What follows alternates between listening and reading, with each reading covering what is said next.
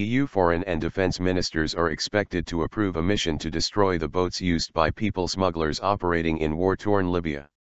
At a meeting in Brussels, the ministers will also discuss the mission's command and control structure and HQ. It is part of the EU's response to the vast numbers of illegal migrants from Africa and the Middle East crossing the Mediterranean Sea to reach Europe. More than 1,800 migrants have died in the Mediterranean in 2015. That is a 20-fold increase on the same period in 2014. Speaking on arrival, EU Foreign Policy Chief Federica Mogherini said today the main point will be taking the decision to establish the EU operation at sea to dismantle the criminal networks that are smuggling people in the Mediterranean. We are looking for partnership with the Libyan authorities, with all the relevant Libyan authorities, she said. The task is complicated by the fact that there is not just one government in Libya. Ms. Mogherini, who was at the UN last week, said she had seen no major political resistance or opposition there to the EU plan, which requires legal backing for military operations in Libyan waters. However, Libya's UN ambassador has objected to the plan to enter Libyan waters. Some 60,000 people have already tried to make the perilous crossing from Libya this year, the UN estimates. Many are fleeing conflict or poverty in countries such as Syria, Eritrea, Nigeria, and Somalia.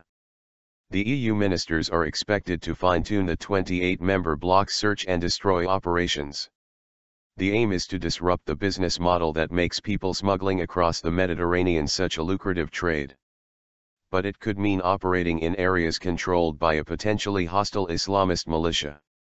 In practice, that would mean the EU taking considerable risks to destroy boats and infrastructure used by smugglers who are swamping Europe with huge numbers of migrants, our correspondent says.